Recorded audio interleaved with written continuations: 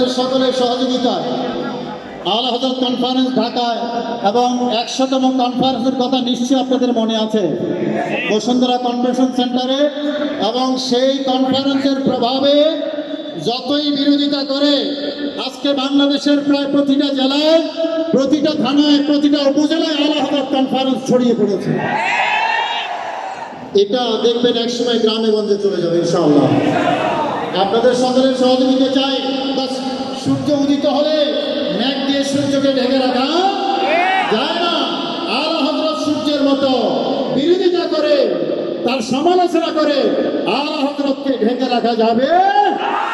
আজকের এই দ্বিতীয় অধিবেশনের সম্মানিত সভাপতি হিসেবে আসন গ্রহণ করেছেন আমাদের আহলে সুন্নাত ওয়াল জামাত ঢাকা দক্ষিণের সম্মানিত নির্বাচিত এবং অভিষিক্ত সভাপতি, ঢাকা কাদরিয়া দেওবন্দ কামিল মাদ্রাসার সুযোগ্য অধ্যক্ষ হযরতুল আল্লামা কাজী মাওলানা হাফেজ আব্দুল আলিম রিজভী মুনতাজিলুল আলী, এবং একই সাথে উদ্বোধক হিসেবে উপস্থিত হওয়ার কথা আমাদের ডক্টর আল্লামা এ কে মাহমুদ রহমান, উনি হয়তো অন দ্য ওয়েতে আছেন।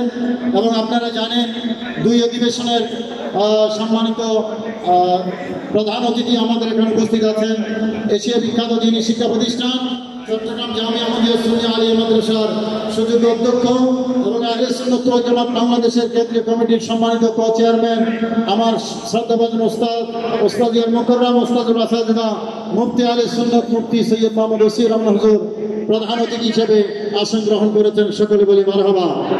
এবং প্রথম অধিবেশনের প্রধান অতিথি যথারীতি আমাদের আহলে সুন্নাত ওয়াল জামাতের কেন্দ্রীয় সম্মানিত চেয়ারম্যান এবং উদ্বোধক হিসেবে উপস্থিত আছেন পীর তরিকত আল্লামা